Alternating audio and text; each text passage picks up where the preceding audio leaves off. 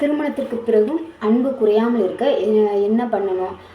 எந்த மாதிரி விஷயங்களை பண்ணால் வந்து மேரேஜ் ஆகி ரொம்ப நாள் ஆனாலுமே அந்த மேரேஜ் டயத்தில் இருக்க அன்பு எப்போயுமே நீண்ட காலத்துக்கு நிலைச்சிருக்கணும் அப்படின்னா செய்ய வேண்டிய விஷயங்கள் என்னென்ன அப்படிங்கிறத இந்த வீடியோவில் சொல்லியிருக்கேன். அதனால் நீங்கள் ஸ்கிப் பண்ணாமல் பாருங்கள், பார்த்தா தான் என்ன சொல்லியிருக்கேன்னு புரியும். நீங்கள் என்னோடய சேனல் வந்து புதுசாக பார்க்குறீங்க அப்படின்னா வந்து என்னோடய சேனல் வந்து சப்ஸ்கிரைப் பண்ணி வச்சுட்டு அப்படியே லைக் போட்டு வீடியோவை கண்டினியூ பண்ணுங்கள். ஓகேங்களா? இப்போ வீடியோக்குள்ளே போகலாமா?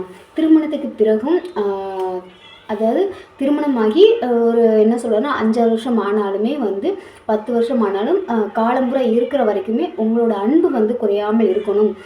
என் ஹஸ்பண்ட் ஒய்ஃபுக்குள்ளே எந்த ஒரு பிரச்சனைகள் வந்தாலும் அன்பு குறையாமல் இருக்கணும் அப்படின்னா என்ன பண்ணணும் அப்படின்னா வந்து கல்யாணத்துக்கு அப்புறம் பொறுப்புகள் வந்து எல்லாருக்குமே அதிகமாகும். சரிங்களா? கல்யாணத்துக்கு முன்னாடி பார்த்தோம்னா நம்ம படிக்கிறோம், வேலைக்கு போகிறோம், வர்றோம் அப்படின்னு சொல்லிட்டு அதோட முடிஞ்சிடும். வீட்டு வேலையில் அவ்வளோக்கா இருக்காது, பொறுப்புகளும் நம்மளுக்கு அந்த அளவுக்கு இருக்காது. சரிங்களா? ஆனால் மேரேஜ் ஆகிடுச்சு அப்படின்னா நிறையா பொறுப்புகள் வந்து நமக்குள்ள வந்துடும். சரிங்களா?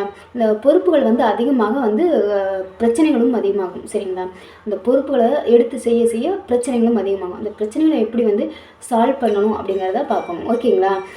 இப்போ வந்து என்னென்னா பொறுப்புகள் அதிகமாகிடுச்சு அப்படின்னால நம்மளோட சந்தோஷம் எல்லாத்தையுமே இழக்க நேரிடும். ஆனால் வந்து அப்படியே இழந்துகிட்டே போனோம்னா நம்மளோட அன்பும் குறைய ஆரம்பிச்சிடும். அதுக்காக என்ன பண்ணலாம் அப்படின்னா வாரத்தில் ஒரு நாளாவது வந்து முன்னாடி மேரேஜ் டயத்தில் வந்து அதாவது சினிமாவுக்கு போவாங்க, தியேட்டருக்கு போவாங்க, பீச்சுக்கு போவாங்க, எங்கேயாவது வெளியில் போகணும், ஃப்ரீயாக இருக்கணும் அப்படின்னு நினைப்பாங்களே, அந்த மாதிரி வாரத்தில் ஒரு நாளாவது வந்து வெளியில் 2 பேரும் சேர்ந்து போங்க. சரிங்களா? குழந்தைங்க இருந்தாலும் சரி அவங்களே கூட்டிகிட்டு வெளியில் போயிட்டு வாங்க.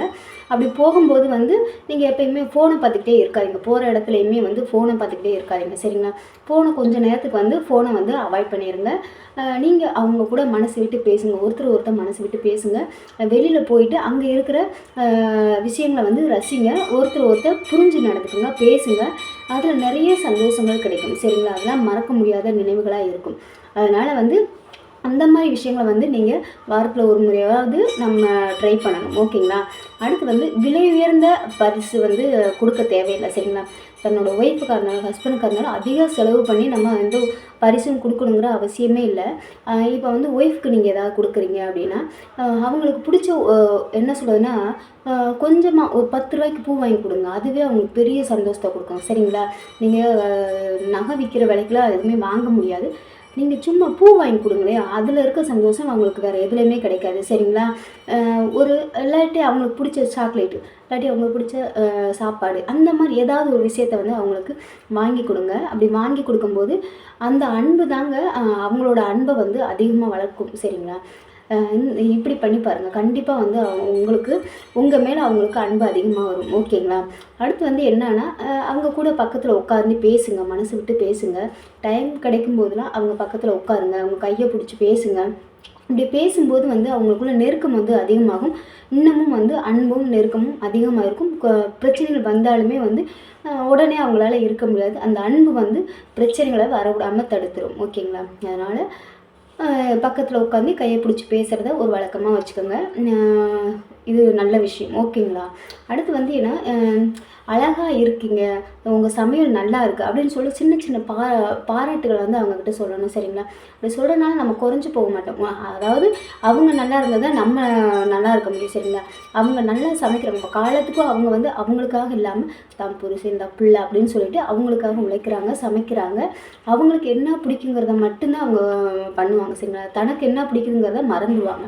இப்படி இருக்கும்போது அவங்களுக்காக ஒரு சில பாராட்டுகள் சொல்லலாம்ல. அதாவது நீ இன்றைக்கி என்ன அழகாக இருக்க, இந்த சேரீ உனக்கு சூப்பராக இருக்குது, இந்த ட்ரெஸ் உனக்கு சூப்பராக இருக்குது, இந்த என்ன சொல்கிறது இன்றைக்கி சமைச்ச சமையல் உனக்கு சூப்பராக இருக்குது அப்படின்னு சொல்லிட்டு ஏதாவது ஒன்று சொல்லி அவங்கள சந்தோஷப்படுத்துங்க. சரிங்களா? அப்படி பண்ணும்போது அவங்க ரொம்ப சந்தோஷப்படுவாங்க. ஓகேங்களா? அடுத்து வந்து என்னென்னா இது அவங்களுக்கு ஒரு பெரிய பெரிய என்ன சொல்கிறேன்னா பொக்கிஷமாக நினைப்பாங்க. அந்த மாதிரி ஒரு விஷயங்கள் வந்து அவங்களுக்கு பெரிய சந்தோஷத்தை கொடுக்கக்கூடியது. ஓகேங்களா? அதை பண்ணுங்கள். ஓகேங்களா? அடுத்து வந்து சண்டை வந்துருச்சு அப்படின்னா வந்து அன்றைக்கே வந்து 2 பேரும் பேசிக்கோங்க. சரிங்களா? சண்டை வந்துருச்சு அப்படின்னால ஈகோனால் நீ பேசுனா தான் நான் பேசுவேன், நீ வந்து பேசலைல நான் பேச மாட்டேன் அப்படின்னு சொல்லிட்டு ஒருத்தர் போட்டி போட்டுக்கிட்டு இருக்காதிங்க. சரிங்களா?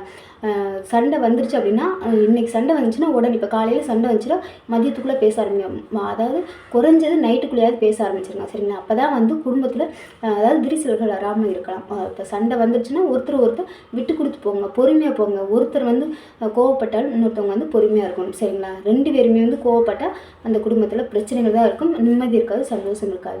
ஒருத்தர் கோவமாக இருக்காங்க அப்படின்னா நம்ம இன்னொருத்தவங்க வந்து பொறுமையாக இருந்துட்டு போயிடணும். சரிங்களா? ஹஸ்பண்டாக இருந்தாலும் சரி, ஒய்ஃபாக இருந்தாலும் ஒருத்தர் விட்டு கொடுத்து போங்க. விட்டு கொடுத்து போனோம்னா நம்ம கெட்டு போக மாட்டோம். ஓகேங்களா?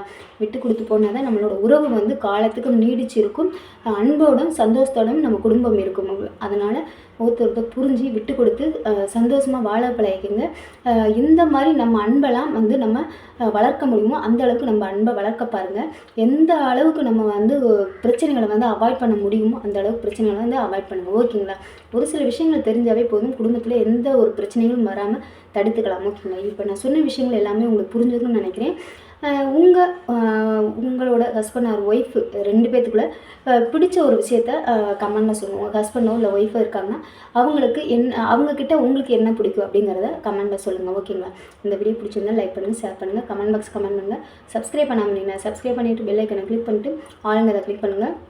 யூடியூப்பில் போய்ட்டு ரித்தி மோட்டிவேஷனல் ஸ்பீச் அப்படின்னு போட்டிங்கனாவே என்னோடய வீடியோஸ் வந்துடும். அப்படியே வீடியோஸ் ஃபுல்லாக பார்த்துட்டிங்கன்னா கமெண்ட் பண்ணுங்கள், லைக் போடுங்க, அப்படியே ஹைப் பண்ணுங்கள். ஹைப் பண்ணிங்கன்னா எனக்கு ஒரு சப்போர்ட்டிவாக இருக்கும். அப்போ கொஞ்சம் என்னோடய வீடியோஸ் வந்து அடுத்து வந்து ரெக்கமெண்ட் பண்ணுவாங்க. ஓகேங்களா? ஓகே, பாய். அடுத்த வீடியோவில் பார்க்கலாம்.